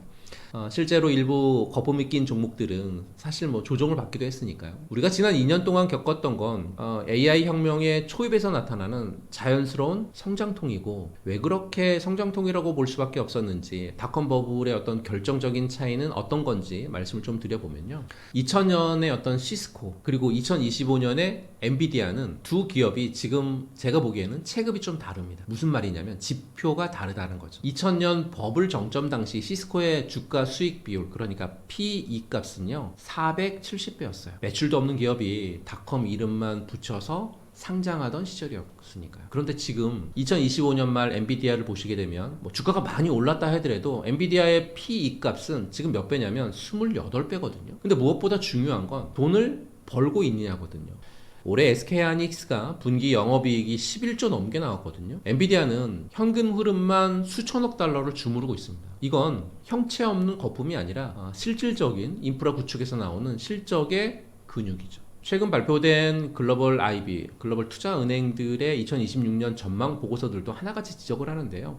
AI는 더 이상 비용이 아니라 매출이다 이렇게 말하고 있죠. 이건 닷컴 버블하고의 가장 근본적인 차이고 닷컴 버블이 미래의 꿈을 팔았다라고 하면 지금 AI 혁명은 현재의 실적을 기반으로 성장하고 있습니다. 두 번째 결정적인 차이는요. 범용 인공지능의 가시화 부분인 것 같아요.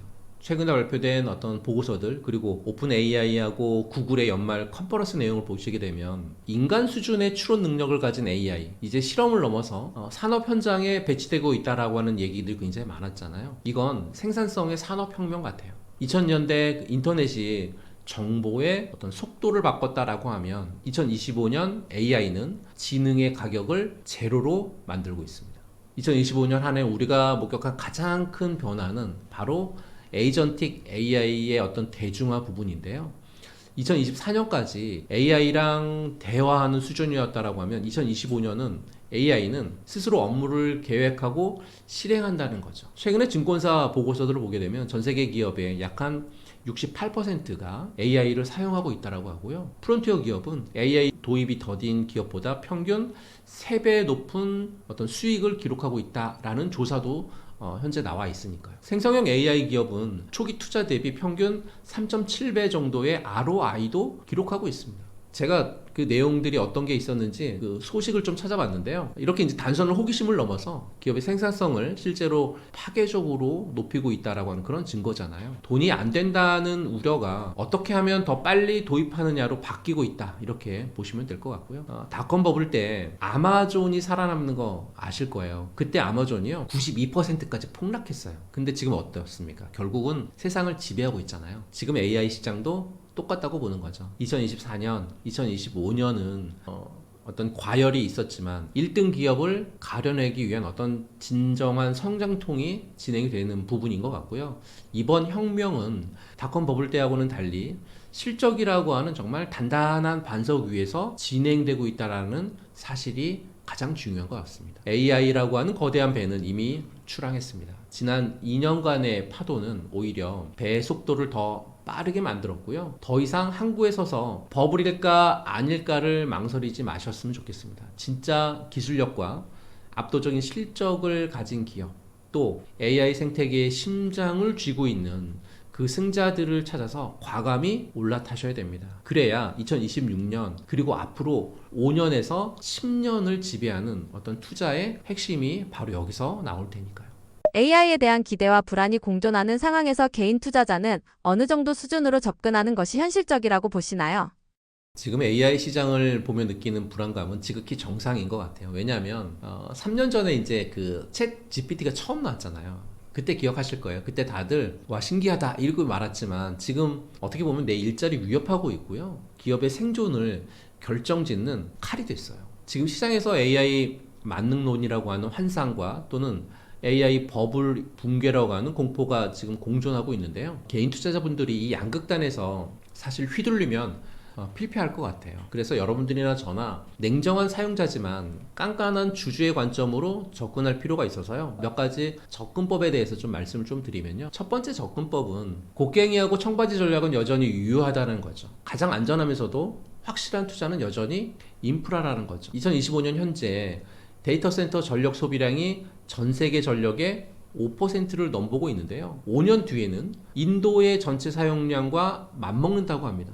소식을 한번 보도록 할까요? 전기 먹는 하마 AI 데이터 센터가 5년 뒤에도 데이터 센터 총 전력 수요가 5년 뒤에면 인도의 전력 수요하고 맞먹는다라고 하는 이런 소식들이 있으니까요. HBM은 이제 기본이고 저전력 신경망 처리 장치, 뭐 MPU라고 하잖아요.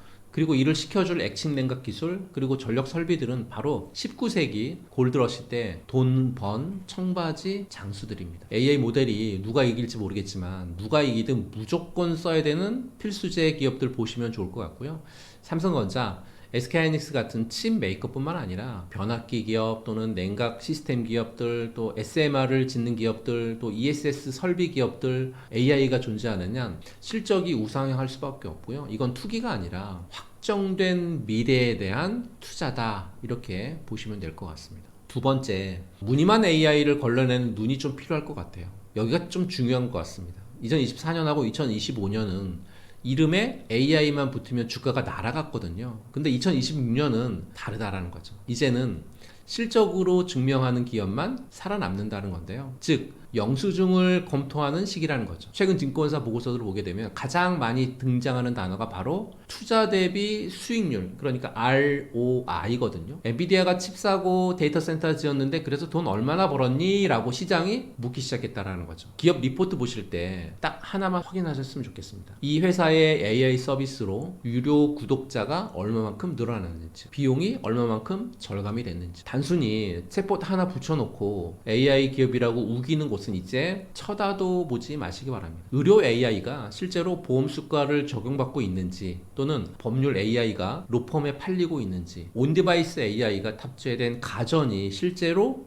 팔리고 있는지를 확인할 때라는 거죠. 그래서 2026년은 기술력보다 침투율을 보셔야 된다라고 강력하게 말씀 좀 드리고요. 마지막으로 2026년을 준비하는 키워드는 피지컬 AI예요. 즉 로봇이죠. 지금까지 AI가 그 모니터 안에 갇혀 있었다라고 하면 이제는 팔다리를 달고 현실 세계로 나오고 있는데요. 뭐 아시는 것처럼 테슬라의 휴머노이드가 공장에서 일하잖아요. 그리고 뭐 삼성이라든지 현대차의 로봇들이 일상에 들어오고 있습니다. 그러니까 뇌에 해당하는 AI가 완성되었으니까 이제 몸에 해당하는 로봇이 필요한 시점이다라는 말씀 드리고 싶고요. 그래서 감속기나 뭐 센서 그리고 제어 같은 로봇 부품주라든지 또는 AI 소프트웨어를 로봇에 이식을 하는 그런 기업들, 여기가 개인 투자자분들이 선점할 수 있는 마지막 블루오션 같습니다. AI는 인터넷 발명 이후에 가장 큰 혁명이라고 저는 정의하고 싶고요. 이건 테마가 아니라 시대의 흐름인 것 같아요. 너무 늦었다고 생각하지 마시고요. 내가 투자하려고 하는 기업이 정말 AI로 돈을 벌고 있는지, AI를 쓰는 척만 하는지 확인하셨으면 좋겠고요. 공포에 팔지 마시고 환상에 사지 말고 실체에 투자하는 여러분들 되셨으면 좋겠다라는 말씀 드립니다. 반갑습니다. 저는 경제원탑이라고 하는 채널에서 매달 10일, 20일, 30일, 그러니까 10일 단위로 무료 특강을 진행을 하고 있거든요. 무료 특강은 어떻게 전개가 되냐면 지금 시장 관련되어 있는 부분들을 정리를 좀 해드리면서 시장 지금 봐야 되는 종목군까지 한 4, 5개 정도로 압축을 해서 전략을 말씀드리고요. 그리고 나면 섹터도 한 섹터씩 지정을 해서, 예를 들면 이번 섹터는 반도체였으면 그 다음 섹터는 바이오, 그 다음 섹터는 로봇처럼 이렇게 섹터를 지정을 해서 섹터에 대한 부분들도 설명을 해드립니다. 그리고 섹터 안에서 퍼스트 클래스가 될 만한 종목 한 5개 정도 종목으로 압축을 해서 종목에 대한 전략 말씀드리고요. 그리고 5개 종목 중에서 10배거가 될 수 있을 만한 종목 하나를 콕 집어서 말씀을 좀 드리거든요. 10배거가 될 수 있는 종목은 10배 가겠다라고 하는 종목이 아니라 10배 갈 수 있을 만큼 굉장히 좋은 대장주가 될 거다라고 하는 의미적인 내포적인 부분들이 담겨져 있는 그런 종목을 말씀드리고, 마지막은 코인 같은, 지금 비트코인이나 이더리움 굉장히 좋은 시장이잖아요. 이런 종목군들에 대한 부분들도 설명을 해드리는데, 이렇게 시장 상황, 업종 그리고 비트코인까지 다 묶어가지고 한 2시간 20분 정도 10일 단위로 무료로 특강하고 있으니까요. 종목에 대한 부분들 궁금하신 분들이 계시면 시장 상황이라든지 종목에 대한 전략 궁금하신 분들은 들어오셔서 저희와 함께 성공 투자하셨으면 좋겠다라는 말씀 드립니다.